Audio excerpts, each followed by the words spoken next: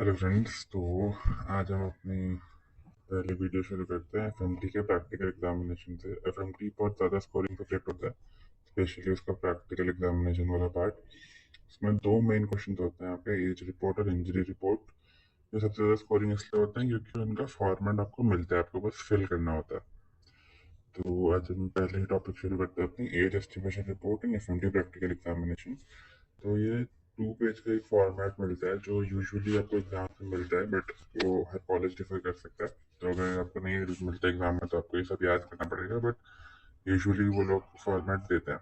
तो जो उसका पेज नंबर 1 है उसमें जनरल डिटेल्स होती हैं, हिस्ट्री होता है, कंसेंट आइडेंटिफिकेशन मार्क्स और general physical examination.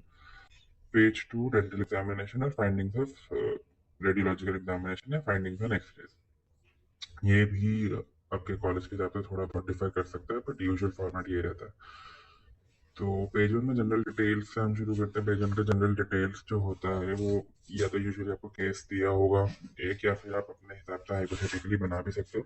It's very easy, इसमें कुछ पढ़ने की बात नहीं है। अपन नाम लिखना है आपको, connected by doctor, time, place, brought by कोई कोई पुलिस कौन लेके आया आपके पास, कौन से पुलिस स्टेशन में है, क्या एफआईआर नंबर, ये सब आप हाइपोथेटिकली बना सकते हो। एलिज हिस्ट्री अगेन आपको हो सकता है केस में दी हो, या फिर आपको बनानी पड़े अपने हिसाब से कि सेक्सुअल ऑफेंस का कोई केस दिया हो या फिर कोई हाथापाई का केस है। तो ये सब इसके बस फिल करना है आपको, इसके कुछ खास डिटेल्स नहीं है। कंसेंट में आता है, कंसेंट में आपको 2-3 चीज़ों का ध्यान रखना है। एक तो आए full name, son, daughter, ward of, जो भी आपने हाइपोथेटिकल केस बनाया वो, या फिर अगर पेरेंट्स का नाम दिया हुआ है केस में तो वो। Give free, full and voluntary consent. तो free,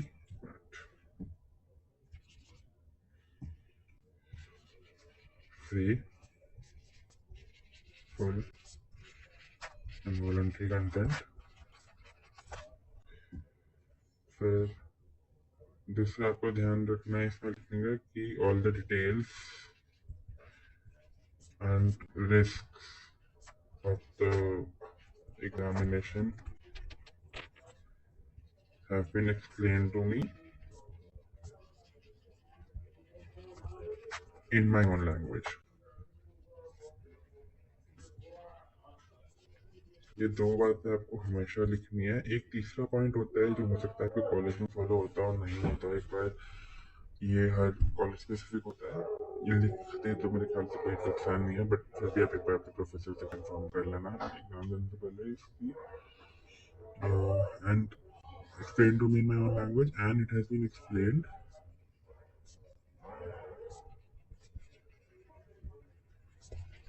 that the reports of this examination can go against me. फिर हम आते हैं आइडेंटिफिकेशन मार्क्स में। तो आइडेंटिफिकेशन मार्क्स में अगर कुछ भी मोर हो सकता है, टैटूज हो सकते हैं, बट आपको ध्यान क्या रखना है, आपको स्पेसिफाई करना है।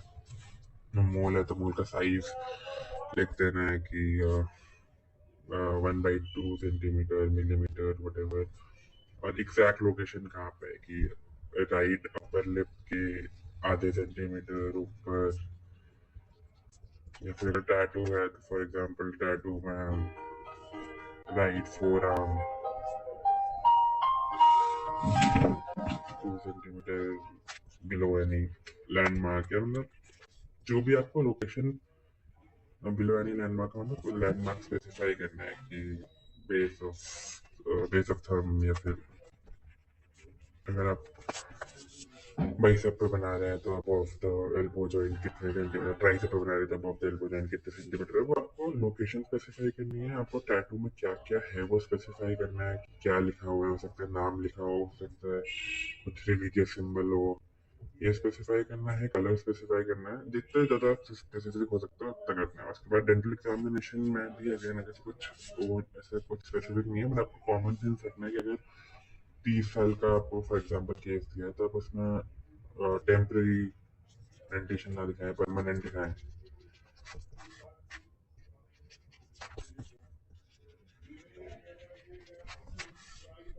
ठीक है, उसके अलावा फिर थर्ड मोलर आप किसी जगह थर्ड मोलर स्किप कर सकते हैं, किसी एक साइड 3 आए हैं एक साइड नहीं आए हैं। ये अपने कॉमन सेंस से कर लेना, बस बिल्कुल कोई क्रॉस मिस्टेक मत करना। तो मेन पार्ट जो आता है, जो सबसे इम्पोर्टेंट होता है, वो है एक्सरे फाइंडिंग्स या फिर रेडियोलॉजिकल फाइंडिंग्स। अब इसमें अगेन अगर आपको थ्योरी के कॉन्सेप्ट बनाने हैं, दिस वीडियो का पर्पस मेरा कॉन्सेप्ट का नहीं है, उसके लिए हम दूसरी वीडियो डाल देंगे। दिस इज जस्ट अगर आपको आपका अगले दिन प्रैक्टिकल है, आपको एज रिपोर्ट ही पढ़ना है, तो उस हिसाब से मैंने सबके 3-3 पॉइंट्स मेन मेन दिए हैं। इस दिस इज नॉट सारा डिटेल में क्लास, दिस इज जस्ट सबके मेन मेन पॉइंट्स, ताकि वो कवर हो जाए। और अगर आपको थ्योरी की वीडियो चाहिए जिसमें सारा डिटेल में हम करते कैसे हैं एक्चुअली एज और कैसे कैसे क्लासिफिकेशन होता है, वो मैं अलग से वीडियो डाल दूंगा। पर अभी के लिए एज ग्रुप्स, तो सबसे इम्पोर्टेंट होता है 18 ईयर, जिसका एग्जाम्पल है सेक्सुअल असॉल्ट का विक्टिम या अक्यूज दिया होगा, उसको पता करना होगा आपको कि 18 ईयर है या नहीं है। तो मैंने सब में usually 3 x-rays are more than enough, but 18 years बहुत इंपॉर्टेंट, मैंने उसमें 2 पॉइंट और दे दिए हैं। अगर ज़्यादा लिखना चाहो या याद करना चाहो, 3 bones are more than enough for 3 x-rays are more than enough according to me. तो मैंने सबका आसान करने के लिए, कि आपको याद ना रखना पड़े, एल्बो चेस्ट और पेल्विस में कर दिया। 18 ईयर्स में complete fusion of lower end of humerus, ठीक है। एल्बो में complete fusion of lower end of humerus जो होता है वो 16 ईयर्स पे होता है। तो अगर वो हो चुका है तो ग्रेटर देन 16 ईयर्स है। चेस्ट में क्लेविकल का सेकेंडरी ऑसिफिकेशन सेंटर जो है वो आ गया है, बट फ्यूज नहीं हुआ है। तो 18 साल से बड़ा है क्योंकि वो आ चुका है, और फ्यूज नहीं हुआ है तो 22 साल से छोटा है।